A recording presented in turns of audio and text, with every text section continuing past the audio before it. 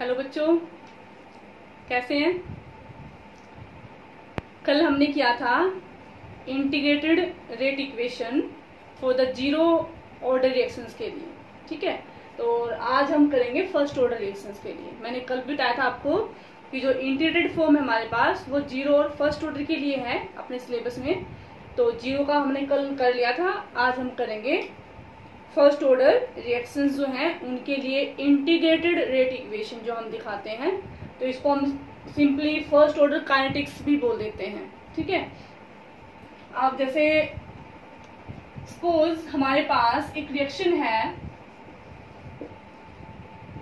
Late ए reaction, और reaction हमारे पास दी हुई है ए गिव्स प्रोडक्ट।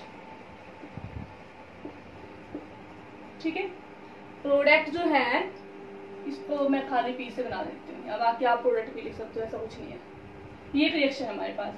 ठीक है, अब इस रिएक्शन के अंदर सपोज मान लीजिए कि हमारे पास जो इनिशियल कंसंट्रेशन है, initial concentration of reactant, initial concentration of A, ये जो ए सब्सटेंस है इसकी जो इनिशियल कंसंट्रेशन है वो हमने कितनी मान ली है, ए मोल पर लीटर मान लिया हमने। ठीक है, या फिर इसको हम दिखा सकते हैं ए नोट, इनिशियल कंसंट्रेशन को आप ए नोट के बराबर भी दिखा सकते हैं। And amount of product, amount of product formed at time t, initial concentration में टाइम क्या है हमारे पास, यहाँ पर टी कितना है हमारे पास, जीरो टाइम के ऊपर।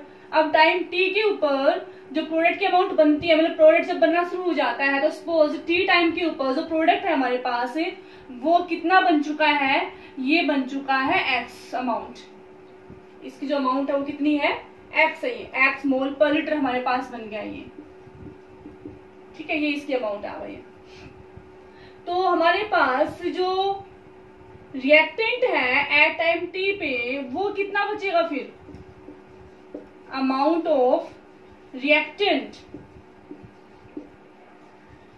Eight time T, time t पे रिएक्टेंट की अमाउंट कितनी बची हमारे पास, इनिशियल हमारे पास ये ए था, अब टाइम टी पे कुछ अमाउंट जो है वो प्रोडक्ट में कन्वर्ट हो चुकी है, तो बचा कितना हमारे पास, a माइनस एक्स, ये बचा हमारे पास a माइनस एक्स, ये बचा। ठीक है, अब ये हमने सब सपोज कर रखा है। ठीक है, ये इनिशियल जो कंसंट्रेशन है वो हमने a मान ली है, और जो अमाउंट है प्रोडक्ट की t टाइम के ऊपर वो हमने x मोल पर लीटर मान लिया है। तो फिर उसी t टाइम के ऊपर रिएक्टेंट हमारे पास कितना बचा, a माइनस एक्स बचा। ठीक है, अब हम यहाँ पर निकालते हैं, अगर रेट निकालते हैं इस रिएक्शन का।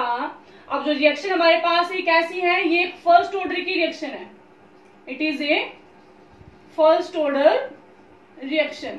तो फर्स्ट ऑर्डर रिएक्शन अगर है तो इसमें हम अगर दिखाएं, इसका रेट अगर दिखाएं तो rate is equal to the क्या हो जाएगा, K into concentration of reactant, K into concentration of reactant. Reactant हमारे पास क्या है, ए है, और जो कंसंट्रेशन है रिएक्टेंट, अब इसका जो ऑर्डर है, ऑर्डर क्या आ जाएगा, 1 है ना, फर्स्ट ऑर्डर की रिएक्शन है तो पावर आप क्या दिखाएंगे, 1 दिखाएंगे यहाँ पर। तो ये तो रेट ला के अकॉर्डिंग हमने दिखा दिया कि जो रेट है वो किसके बराबर हो जाएगा, ये k इंटू ए के बराबर। एंड एट टाइम टी पे हमारे पास जो कंसंट्रेशन है रिएक्टेंट की वो हमारे पास कितनी है, a माइनस एक्स।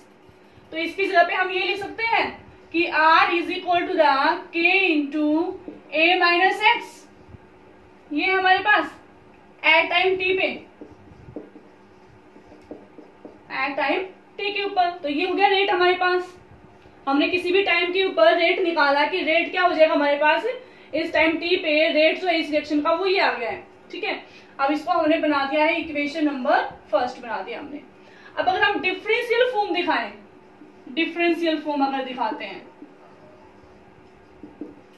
तो डिफरेंशियल जो फॉर्म है रेट की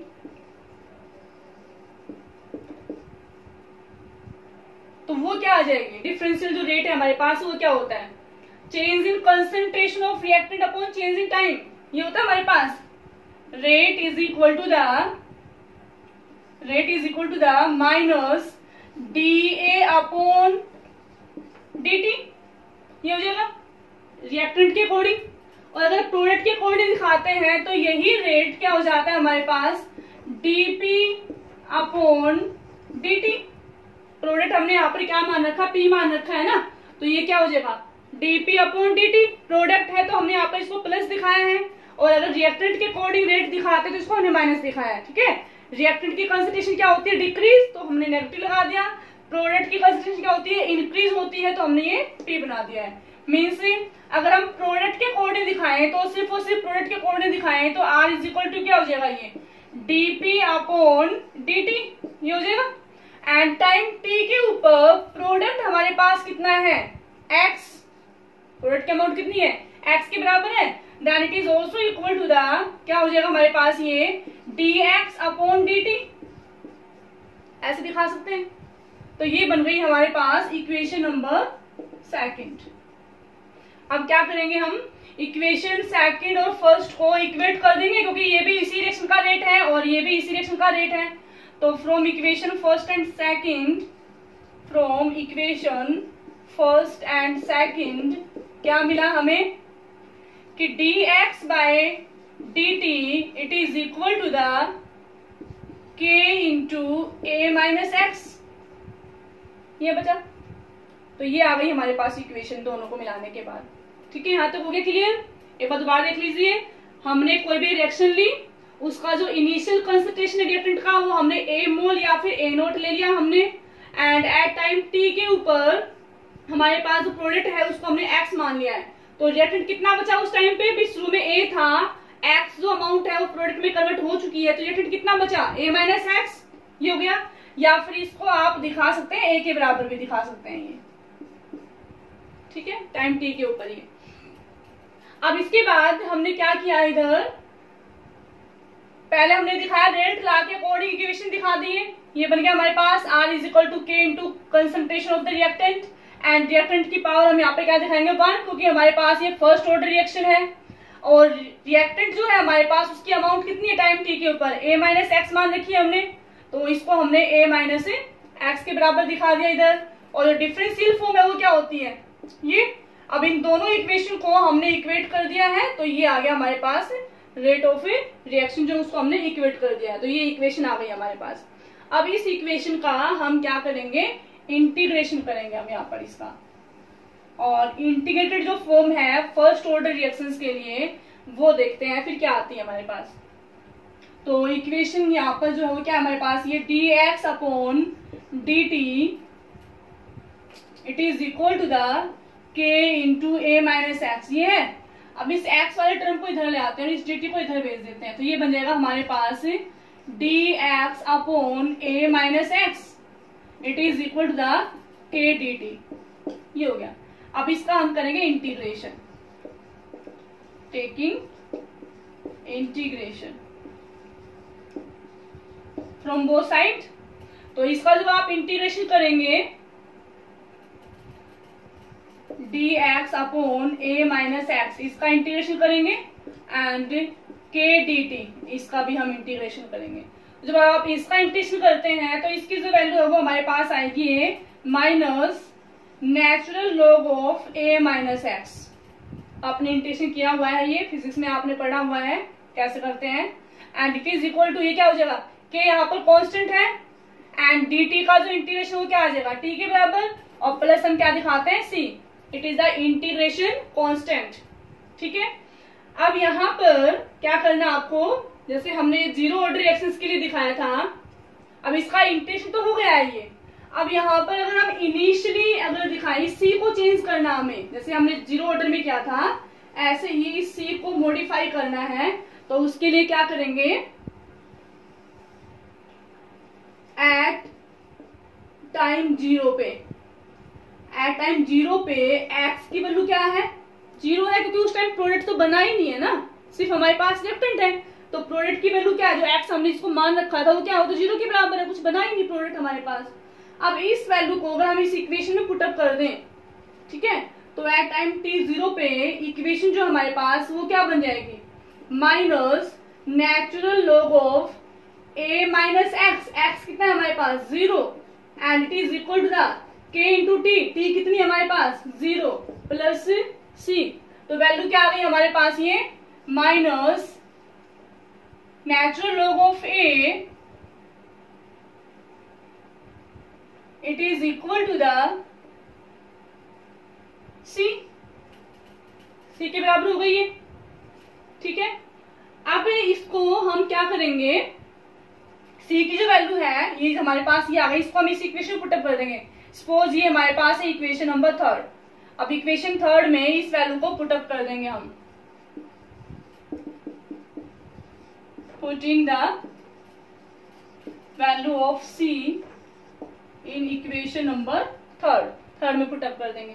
तो ये क्या बन जाएगा हमारे पास, minus natural log of a minus x, ये हमारे पास टर्म जो है is equal to K T plus c।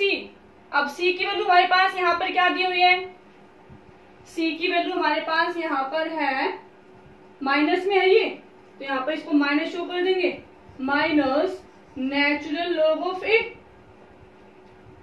ये हो जाएगा, ठीक है। अब इसके बाद क्या करना है हमें, इस फॉर्म को हम इधर ले आए, इस KT को अगर हम KT की वैल्यू निकालते हैं तो KT इज इक्वल टू क्या हो जाएगा, KT it is equal to the, ये हमारे पास हो गया है, इस टर्म को हम इधर भेज देते हैं, तो ये हमारे पास आ जाएगी, अभी एक सेकंड आप देखिए, इधर हमने t की जो वैल्यू है उसको, अब यहाँ पर जो KT की वैल्यू है वो देखो क्या आ जाएगी हमारे पास, ये KT जो है, अभी इसको आप इधर ले आओ, इसको इधर लेंगे माइनस में, इधर आकर के क्या हो जाएगा, ये प्लस में हो जाएगा, तो it is equal to the, ये हो जाएगा हमारे पास L and A, natural log of A minus natural log of A minus x, ये हो जाएगा, ठीक है। अब जब लॉग वैल्यू माइनस में होती है, जब उसको आप कंबाइन करके दिखाएंगे, then KT it is equal to क्या हो जाएगा, ये natural log of A upon A minus x, ये ऐसे हो जाएगी, ठीक है। अब इसको हम अगर नेचुरल लॉग को अगर हम ओपन करते हैं तो इसकी जो वैल्यू वो क्या होती है, नेचुरल लॉग हमारे पास होता है, ये मान लो किसी का हमें लेना हो, नेचुरल लॉग ऑफ एक्स हमें अगर दिखाना है तो ये हमारे पास होता है 2.303 log of x, natural log of x it is equal to the 2.303 log of x, ये वैल्यू होती है।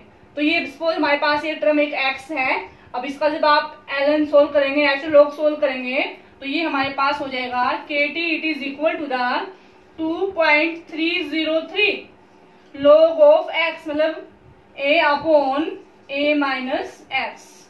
तो ये हमारे पास आ गया है इसका ये रिजल्ट। अब यहाँ से अगर आपको t निकालनी है तो k को इधर भेज देंगे डिवाइड में, और अगर आपको k निकालना है तो t को इधर भेज देंगे आप डिवाइड में। तो ये हमारे पास आ गया यहाँ पर रिजल्ट ये, और इसको हमें न्यूमेरिकल्स में यूज करना होता है, इस पे न्यूमेरिकल्स आते हैं। तो डेरिवेशन है इनका, डेरिवेशन नहीं पूछते हैं बोर्ड में मोस्टली, यहाँ पर जो ये रिजल्ट आया है इसके ऊपर न्यूमेरिकल्स आते हैं फर्स्ट ऑर्डर के ऊपर। तो ये हमारे पास हो गया है अभी ये कि KT it is equal to the 2.303 log of A upon A minus x. अब ये A क्या है हमारे पास, इनिशियल कंसंट्रेशन, ठीक है, A upon A minus x. तो ये A क्या है हमारे पास, initial concentration, A minus X क्या है, कंसंट्रेशन एट टाइम t पे, एट टाइम t पे रिएक्टेंट कितना बचा था वो लिया था हमने ये, और A हमने क्या माना था, concentration at time t, sorry initial, A क्या है इनिशियल कंसंट्रेशन टाइम 0 के ऊपर, और ये क्या है टाइम t पे कंसंट्रेशन है ये। इसी को ही हम ऐसे भी दिखा सकते हैं ना, क्योंकि हमने दिखाया था कि इनिशियल जो कंसंट्रेशन है उसको हम ए नोट के फॉर्म में दिखा सकते हैं, और कंसंट्रेशन एट टाइम टी उसको हम ए की फॉर्म में भी दिखा सकते हैं। ठीक है, तो आप ये वाला फॉर्मूला अप्लाई करें या फिर ये वाला फॉर्मूला अप्लाई करें, दोनों में से कोई भी फॉर्मूला आप अप्लाई कर सकते हैं। तो यहाँ से रेट कांस्टेंट के निकाल सकते हैं, टी को इधर डिवाइड में कर देंगे, और टाइम अगर पूछते हैं तो टाइम निकाल सकते हैं, के को इधर कर देंगे। ठीक है, तो ये हमारे पास आ गया है रिजल्ट। अब इसको आप ए अपॉन ए माइनस एक्स की फॉर्म में दिखाएं या फिर आप इसको ए नोट अपॉन ए की फॉर्म में दिखाएं, एक ही बात है ये। ठीक है, अब चलो ये अब बनाते हैं, इसको हम ग्राफिकली रिप्रेजेंट और कर देते हैं। अब इसको हम तो ग्राफिकली जब हम इसको रिप्रेजेंट करेंगे तो उसके लिए हमारे पास क्या होनी चाहिए, स्ट्रेट लाइन इक्वेशन। तो स्ट्रेट लाइन इक्वेशन बनाते हैं पहले, तो उसके बाद हम दिखाएंगे इसे। तो ग्राफिकली शो करेंगे इसको हम।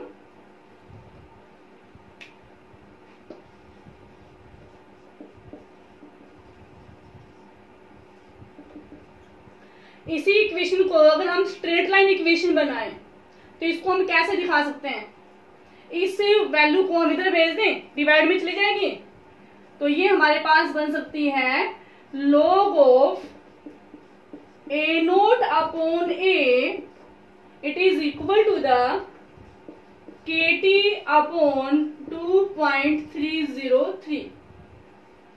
यही इक्वेशन है, ये जो रिजल्ट हमारे पास आया है इसको मैंने स्ट्रेट लाइन इक्वेशन की फॉर्म में दिखा दिया है। अब स्ट्रेट लाइन इक्वेशन क्या होती है हमारे पास, y it is equal to the mx plus c। अब c यहाँ पर कुछ है नहीं तो यहाँ पर प्लस हम 0 दिखा देंगे। अब c यहाँ पर 0 है, इट मीन्स जो हमारी जो लाइन है ग्राफ की वो क्या होगी, ओरिजिन से स्टार्ट होगी। कल भी बताया था मैंने आपको ये। तो लाइन हमारे पास, अब y और x के बीच में हम क्या बनाएंगे, स्लोप बनाएंगे, सॉरी ग्राफ बनाएंगे हम। तो ग्राफ हमें रिप्रेजेंट करना है किस किस के बीच में, y और x के बीच में। y यहाँ पर कौन है, log of A naught upon A, ये हमारे पास है y। x हमारे पास क्या है, t, x क्या हमारे पास t। तो इन दोनों के बीच हम ये ग्राफ बनाएंगे। तो लाइन तो स्ट्रेट लाइन आनी है, लेकिन इंटरसेप्ट हमारे पास 0 है, तो लाइन कहां से शुरू होगी, ओरिजिन से शुरू होगी। अब लाइन जो वो अपवार्ड जाएगी, डाउनवर्ड आएगी, कैसे होनी है, तो यहाँ पर जो स्लोप है वो हमारे पास क्या है, k upon 2.303, it is the slope. ठीक है, ये स्लोप हमारे पास है। तो लाइन जो है वो हमारे पास क्या आएगी, अपवार्ड में जाएगी, पॉजिटिव स्लोप है। तो इस लाइन का जो स्लोप है, slope of line it is equal to क्या, k अपॉन 2.303, ये स्लोप है इसका। तो ध्यान रखिएगा ये वैल्यू किस किस के बीच दी हुई है, तो उस टाइम स्लोप क्या आता है। तो इक्वेशन उसके लिए हम ये वाले दिखाते हैं, तब ये ग्राफ बनता है, क्योंकि इसमें 2-3 ग्राफ बनेंगे हमारे पास। इस इक्वेशन को हम ऐसे रिप्रेजेंट करते तो ग्राफ ही आएगा। ठीक है, अगर इसी इक्वेशन को मैं अलग थोड़े से अलग फॉर्म में दिखा दूं तो फिर क्या बन जाएगा, ये इसका जो सेकंड ग्राफ है वो क्या बनेगा, वो देखो। एक तो ये बन गया हमारे पास, दूसरा हमारे पास जो ग्राफ है वो हम कैसे दिखा सकते हैं। अगर इसी इक्वेशन को मैं दिखाती हूँ, जैसे इक्वेशन थी हमारे पास ये कि KT it is equal to the 2.303 log of A naught upon A, ये थी हमारे पास इक्वेशन। इस वैल्यू को मैं इधर ले आती हूँ। ठीक है, तो ये हो जाएगा हमारे पास KT upon 2.303 it is equal to the, अभी log की जो वैल्यू है ये कंबाइंड में तो डिवाइड फॉर्म में, लेकिन इसको हम अलग अलग करते तो माइनस में चले जाएंगे ना ये, तो इसको मैं ऐसे दिखा दें, log of A naught minus log of A, ऐसे भी दिखा सकते हैं। अब इस इक्वेशन को अगर हम स्ट्रेट लाइन इक्वेशन बनाएं तो क्या बनेगी हमारे पास, इस वैल्यू को तो इधर ले आओ, तो इधर आकर के प्लस में हो जाएगी, और इस वैल्यू को उधर भेज दो तो ये माइनस में चली जाएगी। तो ये हो जाएगा हमारे पास log of A it is equal to the minus KT upon 2.303 plus log of A naught. ये इक्वेशन हो गई है, it is a straight line equation. y it is equal to the mx plus c। X के यहाँ पर T, M क्या slope, slope कितना है माइनस के अपॉन 2.303। यहाँ पे स्लोप हमारा पॉजिटिव था, यहाँ पर हमारा स्लोप क्या आ रहा है, नेगेटिव आ रहा है, ठीक है। और यहाँ पर इंटरसेप्ट की वैल्यू है, इट मीन्स जो लाइन है वो ओरिजिन से स्टार्ट ना होकर के और आप थोड़ा सा जो कंसंट्रेशन जो लाइन है उससे आप स्टार्ट करके दिखाएंगे। तो हमें ग्राफ बनाना है, किस किस के बीच बनाना है ग्राफ, हमें ग्राफ बनाना है log a एंड t के बीच में, log ऑफ a और टाइम, इन दोनों के बीच ग्राफ बनाना है। तो ग्राफ जो है ये हमारे पास मान लो इंटरसेप्ट है, तो लाइन आपकी आएगी यहाँ पर डाउनवर्ड, क्योंकि स्लोप क्या है नेगेटिव में है। तो जो स्लोप है इस लाइन का वो क्या है हमारे पास माइनस के अपॉन 2.303। ध्यान रखिएगा, ये हमारे पास पॉजिटिव स्लोप है तो उस तरह से दिखाएंगे ग्राफ, नेगेटिव स्लोप है तो ये ऐसे बनेगा ग्राफ हमारे पास, ठीक है। ये हमारे पास क्या होगा इंटरसेप्ट, जो क्या है log a नोट, ये इंटरसेप्ट हो गया। अगर आप देखें तो ऐसा ही कुछ ग्राफ हमारे पास बना था फर्स्ट ऑर्डर में, देखो दिखने में दोनों ग्राफ सेम दिख रहे हैं, ये सेम ऐसे ही दिख रहा था, लेकिन जो ग्राफ वो किस किस के बीच बना हुआ था, वहां पर भी हमने कंसंट्रेशन ले रखी थी रिएक्टेंट की और टाइम के बीच में था, लेकिन उस तरह तो कंसंट्रेशन थी नॉर्मल वे में, और यहाँ पर कंसंट्रेशन ली हुई है लॉग फॉर्म में, log of concentration of reactant. तो अगर लॉग फॉर्म में है तो आप समझ जाएंगे कि ये एक फर्स्ट ऑर्डर का ग्राफ है। अगर लॉग फॉर्म में दी हुई है कंसंट्रेशन रिएक्टेंट की तो वो एक फर्स्ट ऑर्डर का ग्राफ है, अगर नॉर्मल वे में दी हुई है इट मीन्स वो एक जीरो ऑर्डर का ग्राफ है वो। तो इससे भी आप समझ सकते हैं, बाकी किसी ऑर्डर का हमारे पास आता नहीं है पेपर में, दो ही ऑर्डर के आते हैं, तो इन दोनों को आप ऐसे पहचान सकते हो। और ये इसका स्लोप हो गया माइनस के अपॉन 2.303, और जीरो ऑर्डर में क्या था ओनली माइनस के था, यहाँ पर क्योंकि लोग वैल्यूज हैं तो उसको हम करते तो ये वाला आता है, तो ऐसे दिखा सकते हैं हम ये, ठीक है। एक जो हमने इससे पहले जो हमने नेचुरल लॉग की फॉर्म में यही इक्वेशन जो हमारे पास थी नेचुरल लॉग की फॉर्म में, तो अगर उस फॉर्म में इसको हम दिखाएं तो फिर हमारे पास क्या रहती है ऑल्सो, ये जो इक्वेशन हमारे पास ये भी तो होती ना कि KT it is equal to the natural log of A naught upon A, ये भी तो है ना। वो नेचुरल लॉग को जब हमने हटाया तो फिर ये 2.303 आ गया था। अगर इस वे में अगर दिखाते हैं तो भी सेम उसी तरह से आएगा हमारे पास ये। अब इसको हम कैसे दिखा सकते हैं कि KT it is equal to the natural log of A naught minus natural log of A, ऐसे दिखा देंगे। अब इसको आप इधर ले आइए, इसको इधर भेज दीजिए, तो ये क्या हो जाएगा हमारे पास natural log of A it is equal to the minus KT, ये इधर है तो माइनस में हो गया, और plus natural log of A naught. Straight line equation बन गई हमारे पास ये y it is equal to the mx plus c, ठीक है। अब क्या करना आपको, भाई ग्राफ बनाएंगे आप इसमें दोनों के बीच में, तो natural log of A and t के बीच में ग्राफ बनेगा। इंटरसेप्ट हमारे पास दिया हुआ है तो लाइन हमारे पास डाउनवर्ड आएगी, और ये हो गया हमारे पास इंटरसेप्ट, और इंटरसेप्ट कितना है natural log of A note के बराबर। इस लाइन का जो स्लोप है, स्लोप क्या आ जाएगा हमारे पास माइनस के, स्लोप माइनस के है, जीरो ऑर्डर में भी माइनस के था, लेकिन ध्यान रहे ग्राफ भी कुछ ऐसा ही बन रहा था, लेकिन उसमें यहाँ पर जो कंसंट्रेशन है वो नॉर्मल वे में थी, यहाँ पर कंसंट्रेशन जो है रिएक्टेंट की वो आपके पास है नेचुरल लॉग की फॉर्म में। ये ध्यान रखना, अगर नेचुरल लॉग ऑफ A है तो फर्स्ट ऑर्डर है, अगर नॉर्मली A के साथ दिखा रखा होता तो फिर ये जीरो ऑर्डर था फिर ये। तो इस तरह से हम दोनों के बीच में ग्राफ बनाते हैं, ठीक है। हो गया क्लियर यहाँ तक। अब इसके बाद हम दिखाते हैं इसका हाफ टाइम, फर्स्ट ऑर्डर के लिए हाफ टाइम।